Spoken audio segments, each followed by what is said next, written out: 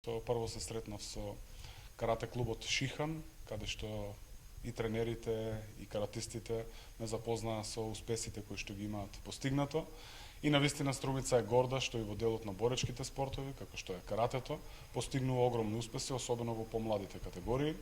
Тие имаат освоено на неколку првенства, 5 бронзени медали, 4 златни медали и секако после нив дојдоа шахистите од шаковскиот клуб Цареви кули од Струмица, кој што почна да функционира пред некои 2-3 години во Струмица, но еве веќе ги дава и првите сериозни резултати. Имено шаковскиот клуб во категорија на надпреварувачи до 8 години на националниот надпревар освоија високото второ место, што е навистина поттик и подстрак за нас како општина да дополнително вложуваме и инвестираме во делот на шахот како спорт.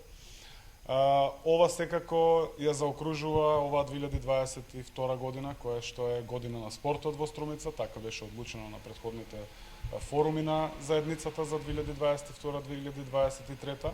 Тоа не значи дека во 2023 и 2024 нема да продолжиме со инвестиции во спортот, но навистина афирмацијата во 2022 беше крената на пиедестал. Дополнително, уште една информација сакам да споделам со граѓаните, дека денеска практично е исплатена и последната рата кон спортските клубови, кон спортските работници. По секоја основа сите ставки за спорт, целата програма за спорт е веќе насочена кон спортските клубови и навистина е убаво за окружување на оваа фискална година. Благодарам.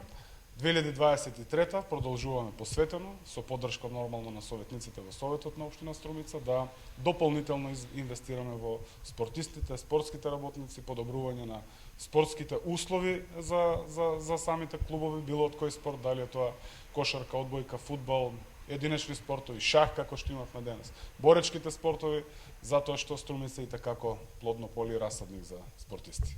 Струмица е град на прогресот, град на развојот и секако дека тенденцијата моја и мојата визија како градоначалник, особено во делот на спортот, е да има постојано и континуирано зголемување.